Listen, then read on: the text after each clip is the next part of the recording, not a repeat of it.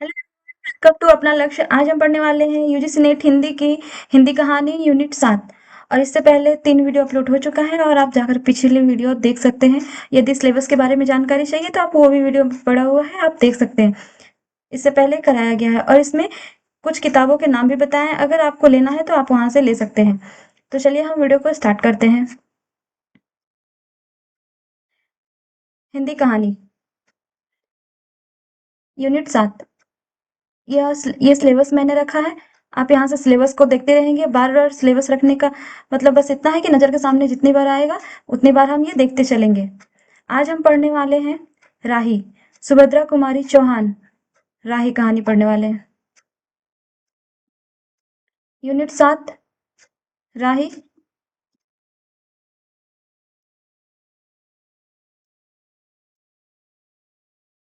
राही कहानी सीधे-साधे चित्र कहानी संग्रह में संकलित है और इसमें 14 कहानियाँ लगी हुई हैं।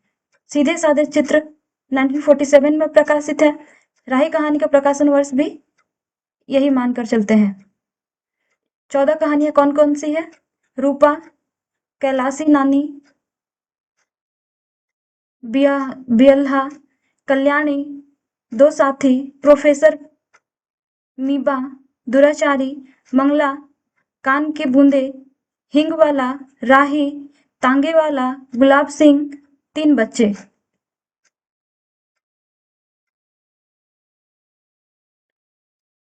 राही हंस पत्रिका में प्रकाशित हुई थी।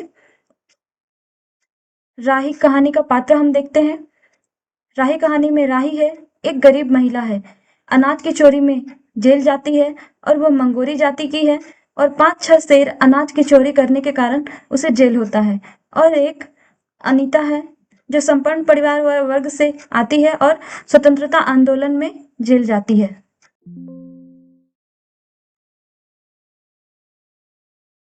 तो चलिए हम अब कहानी को पढ़ते हैं।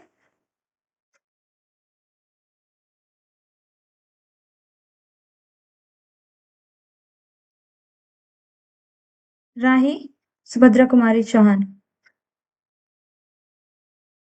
क्या रे तेरा तेरा नाम क्या है? राही। तुझे किस अपराध में सजा हुई?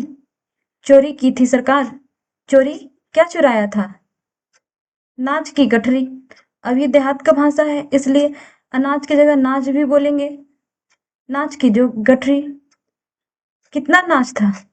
होगा 5-6 शेर। 5-6 शेर अनाज। ठीक है। और सजा कितने दिन की है? साल भर की। तो तूने चोरी क्यों की? मजूरी करती तब तो दिन भर में 3-4 आने पैसे मिल जाते। हमें मजूरी नहीं मिलती सरकार। हमारी जाति मंगोरी है। तो ये इम्पोर्टेंट है, आप इसे नोट डाउन करते चलिएगा। हमारी जाति इसने क्या बताया? मंगोरी है। हम केवल मांगते और खाते हैं। भीख मांगना और भीख ना मिले तो फिर चोरी करते हैं। चोरी करते हैं। उस दिन घर में खाने को नहीं था। बच्चे भूख से तड़प रहे थे। बाजार में बहुत देर तक मांगा। बोझा ढोने के लिए टोकरा लेकर भी बैठी रही, पर कुछ न मिला। सामने किसी का बच्चा रो रहा था। उसे देखकर मुझे अपने भूखे बच्चे की याद आ गई। वहीं पर किसी की नाच की गठरी रखी हुई थी। उसे लेकर भागी की थी कि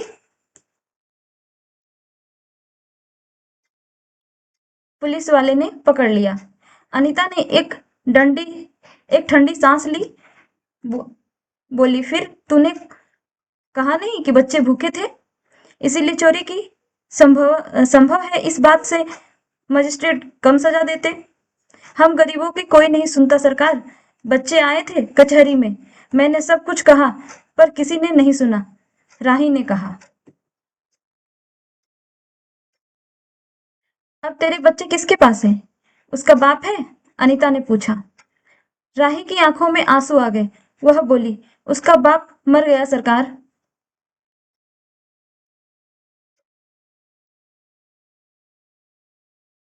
जेल में उसे मारा था और वहीं अस्पताल में वह मर गया।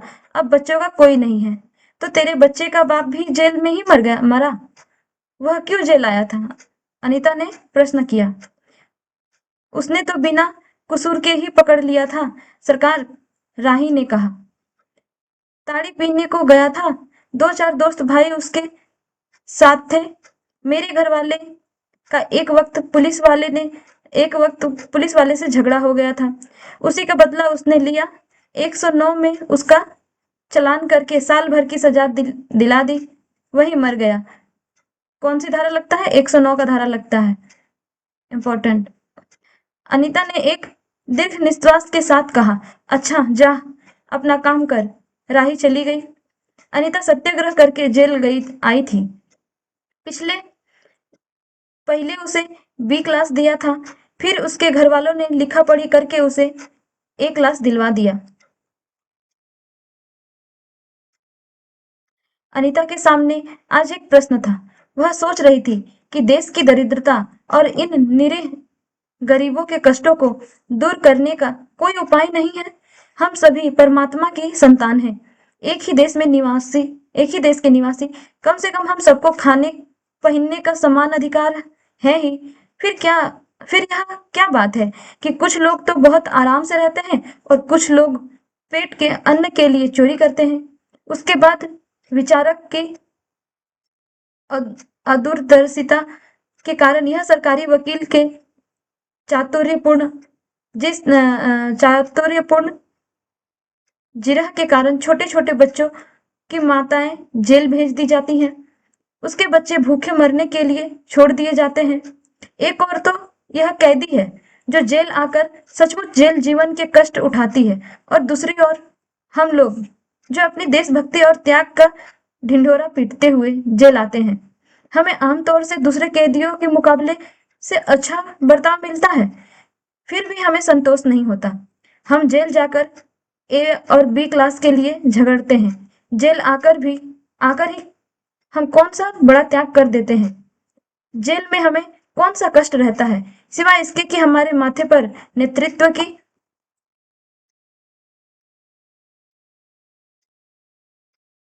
सिल लग जाती है। हम बड़े अभिमान से कहते हैं, यह हमारी चौथी जेल यात्रा है, यह हमारी 5वीं जेल यात्रा है, और अपनी जेल यात्रा के किस्से बार-बार सुना-सुना कर आत्मगौरव अनुभव करते हैं। तात्पर्य यह है कि हम जितने बार जेल जा चुके होते हैं, उतनी ही सीढ़ी हम देशभक्त और त्याग से दूसरों से ऊपर उठ जाते हैं, और इसके बल पर जेल से छूटने के बाद कांग्रेस को राजकीय सत्ता मिलते ही हम मिनिस्टर, स्थानीय संस्थाओं के मेंबर और क्या-क्या हो जाते हैं। अनीता सोच रही थी, कल तक जो खद्दर भी ना पहनते थे, बात-बात पर कांग्रेस का मजाक उड़ाते थे, कांग्रेस के हाथों में थोड़ी शक्ति आते ही वे कांग्रेस भक्त बन गए, खद्दर पहनने लगे, यहाँ तक कि जेल में भी दिखाई पड़ने लगे। वास्तव में यह देशभक्ति या सत्ता भक्ति? अनीता के विचारों का तांता लगा हुआ था। वह दार्शनिक हो रही थी। उसे अनुभव हुआ जैसे कोई भीतर ही भीतर उसे काट रहा हो। अनीता की विचारवली अनीता को ही खाए जा रही थी। उसे बार-बार यह लग रहा था कि उसकी देशभक्ति सच्ची देशभक्ति नहीं वरन मजाक है। उसे आत्मग्लानि हुई और साथ ही साथ आत्मानुभूति भी। अनीता की आत्मा बोल उठी, वास्तव में सच्ची देशभक्ति तो इन गरीबों के कष्ट निवारण में है। ये कोई दूसरे दूसरे नहीं, हमारे ही भारत माता के संतानें हैं। इन हजारों लाखों भूखे नंगे भाई बहनों की यदि हम कुछ भी सेवा कर सके, तो थोड़ा भी कष्ट निवारण कर सके, तो सचमुच हमने अपने देश की कुछ सेवा की। हमारा वास्तविक देश तो देहातों में ही है।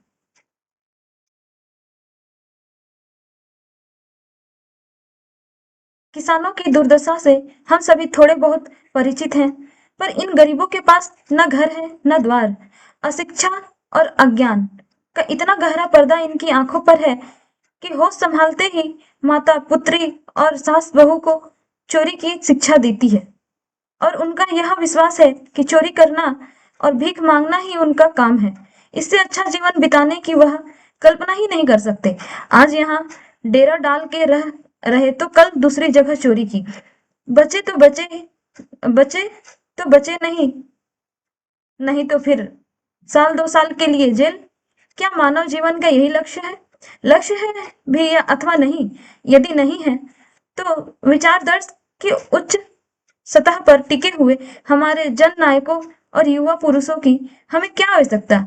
इतिहास, धर्म, दर्शन, ज्ञान विज्ञान का कोई अर्थ नहीं होता। पर जीवन का लक्ष्य है पर जीवन का लक्ष्य अवश्य है।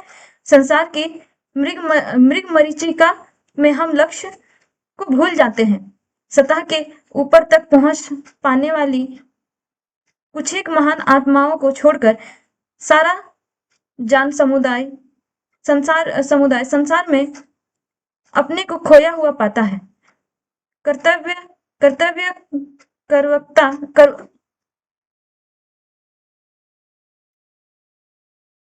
कर्तव्य कर्तव्य का उसे ध्यान नहीं, सत्य सत्य सत्य सत्य की समझ नहीं।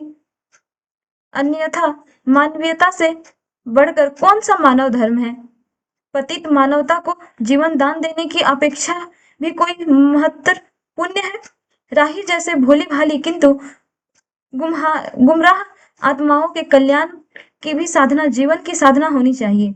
सत्याग्रही की यह प्रथम प्रतिज्ञा क्यों ना हो? देशभक्ति का यही मापदंड क्यों ना बने? अनीता दिन भर इन्हीं विचारों में डूबी रही। शाम को भी वह इसी प्रकार सोचते सोचते सो गई।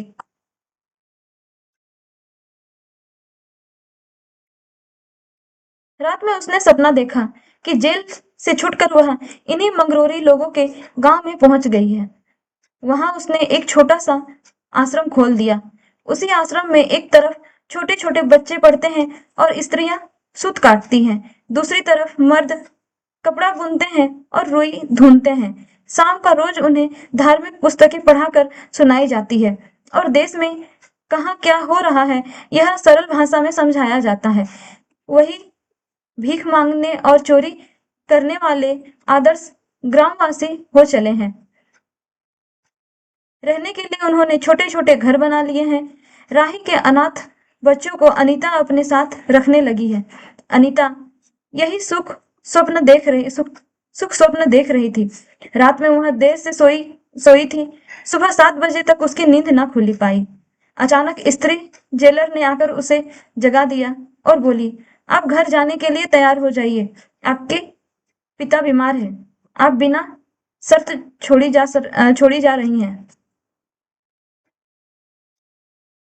अनीता अपने स्वप्न को सच्चाई में परिवर्तित करने के लिए एक मधुर कल्पना ले घर चली गई। कहानी यहीं समाप्त होता है। तो फिर मिलते हैं हम नेक्स्ट वीडियो में। और ये बहुत छोटी सी कहानी है और कहानी में इम्पोर्टेंट कुछ टिक करने लायक नहीं है। यदि आप लाइन बाय लाइन पढ़ते हैं तो आपको ऑटोमेटिक पहले ही याद रहता है। फिर भी कुछ कुछ चीजें इंपॉर्टेंट, जैसे कोई जाति का नाम आ जाता है, या तो कहीं कोई नंबर आ जाता है, या तो कहीं कुछ 5 से मन शेर 5 बीघा, इस तरह की जहाँ भी चीजें आती हैं। यहाँ जैसे आया था ए क्लास और बी क्लास, किस क्लास से किस क्लास में शिफ्ट किया गया, यह भी प्रश्न बन सकता है। तो आप इसे नोट करते चलिएगा।